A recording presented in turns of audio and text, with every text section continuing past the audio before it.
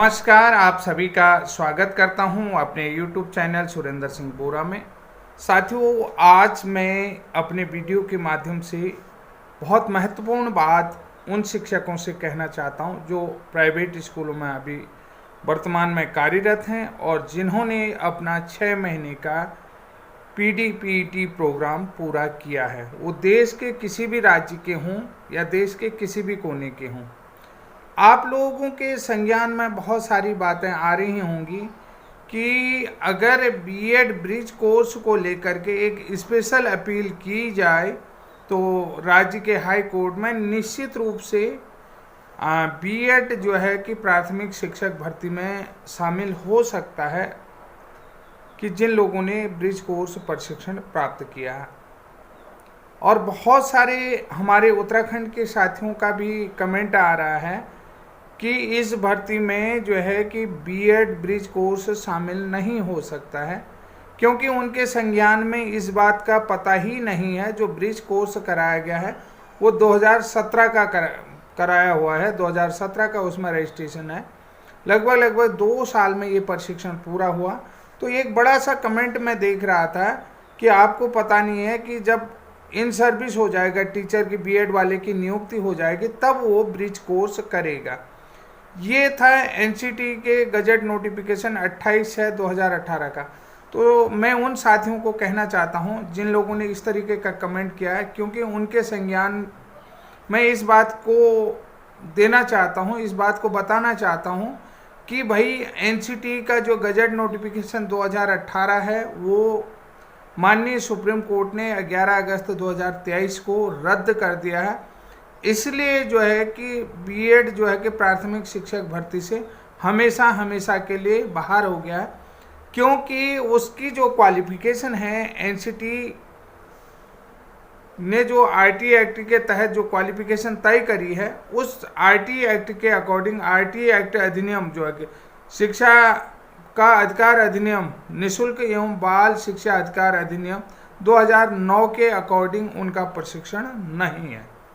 और जो bridge course भी कराया गया था तो ये उन शिक्षकों के लिए कराया गया था ताकि जो उनका शिक्षक पूर्व प्रशिक्षण हो वो आरटीई के मानकों के अनुसार हो।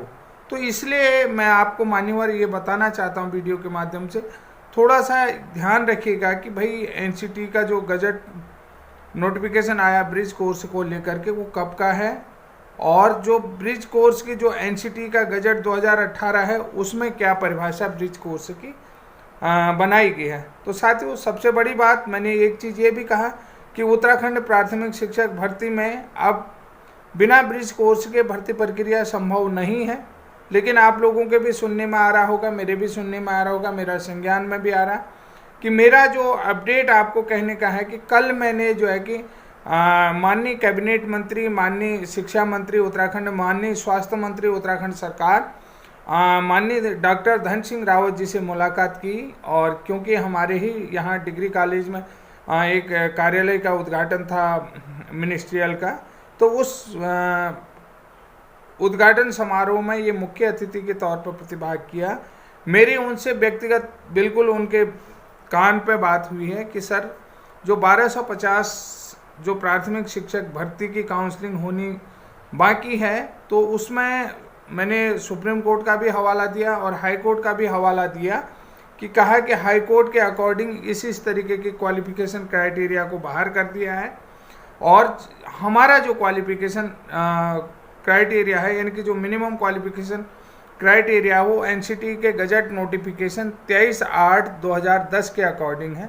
जैसा कि मैंने एक सूचना अधिकार भी आप लोगों को ग्रुप में देखा होगा कि जिसमें ये कहा गया कि एनसीटी का जो गजट नोटिफिकेशन है उसमें 23/8/2010 का, 2012 का, 2013 का और 2014 का, 2019 का और 2021 का।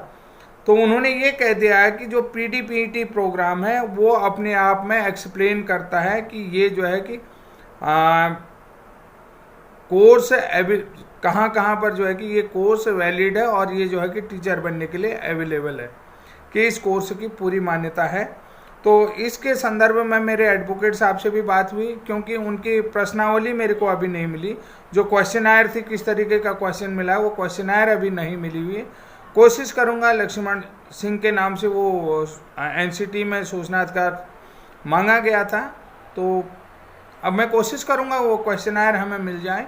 तो प्रयास करेंगे कि इस तरीके से जो भर्ती प्रक्रिया आगे इन प्रोसेसिंग है, क्योंकि 50% का भी प्रावधान है।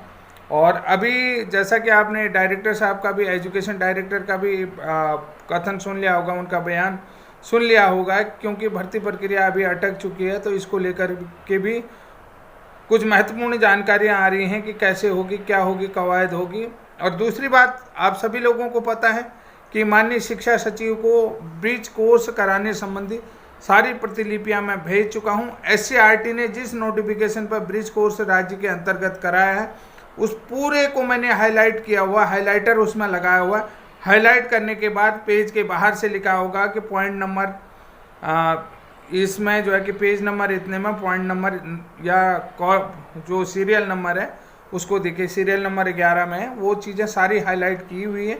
शिक्षा सचिव के भी संदर्भ में ये बातें आ चुकी हैं, उनके संज्ञान में भी ये बातें आ चुकी हैं। तो निश्चित रूप से ब्रिज कोर्स के लिए बहुत अच्छा होने वाला है और बहुत अच्छा आप लोगों के लिए होगा। ज़रूरत है तो अगर आपकी है तो एक अच्छी पहल करने की ज़रूरत है। जब तक आप लोग अच्छी पहल के साथ आगे नहीं आएंगे, तब तक आपकी कोई सुनने वाला नहीं है।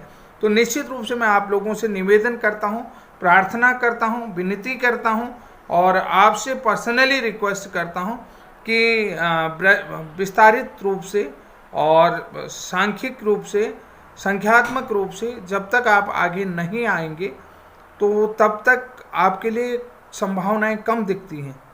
और दूसरी बात, जहां पर गजट नोटिफिकेशन की बात करते हैं, तो चाहे आप एनसीटी का कोई भी गजट नोटिफिकेशन उठाइए, चाहे 2010 का उठाइए, 2011 का उठाइए, 2012 का उठाइए, 13, 14, 15, 16 कुछ भी उठाइए, यानी कि एनसीटी का जो गजट नोटिफिकेशन रद्द हुआ 28/6/2000, उससे पूर्व के कोई हैं, वो हर गजट नोटिफिकेशन में आपका संदर्भ मिलेगा। और पैरा 3 की भी बात की गई है, पैरा 3 में भी बहुत सारी चीज़ें मेरे पास अवेलेबल हैं, तो आप लोगों को भी देखने की ज़रूरत है, उसको संज्ञान लेने की ज़रूरत है। जब एक स्वर में एक ही बात आप लोग कहेंगे तो निश्चित रूप से आगे बढ़ेंगे, क्योंकि मैं नहीं चाहता हूं कि आप लोग अनभिज्ञ रहें। तो इसलिए जो है कि हर कोई यहाँ पर क्या चाहता है कि तीखी प्रतिक्रिया देना तो चाहता है, वास्तव में धरातल में क्या हो रहा है नहीं पता है। जैसे कल भी एक व्यक्ति का मेरे पास कमेंट आया कि उन्होंने कहा ब्रिज कोर्स तो नौकरी में लगने की बात है, लेकिन उसकी तीखी प्रक्रिया ज़रूर थी, लेकिन मैं चाहता हूं कि उसका जो ज्ञान का स्तर था वो काफ़ी जीरो लेवल का था, निम्न लेवल का था, घटिया लेवल का था, उसको सुधारने की ज़रूरत है। अगर उसको सुधार नहीं पाओगे तो आगे नहीं बढ़ पाओगे डियर। ये चीज़ भी मैं कहना चाहता हूँ कि आप लोगों का जो नॉलेज है, जो इस तरीके से कमेंट करते हैं, तो ये आपका नॉलेज अभी इसको दुरुस्त करने की ज़रूरत है। नॉलेज बात करना अच्छी बात है, चीज़ों को समझना अच्छी बात है, लेकिन इन सारी चीज़ों को आपको समझना पड़ेगा। तो कुल मिलाकर के माननीय शिक्षा मंत्री जी से भी हमारी बात हो चुकी है और पूरे मेरे व्यक्तिगत तौर पर ही मेरी मुलाकात हुई। शायद राणा जी ने इस संदर्भ में कोई बात कही या नहीं, तो निश्चित रूप से उन्होंने कहा कि मैं ध्यान में रखता हूँ और मेरे संज्ञान में है। मैंने एक नहीं 2 ज्ञापन दिए, 2 बार दिए हैं, और खुद उन्होंने अपनी फाइल पर रखा हुआ, खुद अपनी पर्सनल फाइल पर। तो सोचिए, उसके बाद देखिए आगे भी हम मुखर होकर के सामने आएंगे। तो ये भी ज़रूरी है कि आप लोगों पूरी तरीके से आप तैयार रहने की बात करें, अपनी आवाज़ उठाने की बात करें। जब तक आप जो है कि सरकार के संज्ञान में इन बातों को नहीं लाएंगे, तब तक कुछ होने वाला नहीं है। तो आज के लिए इतना ही, तब तक के लिए जय हिंद, जय उत्तराखंड।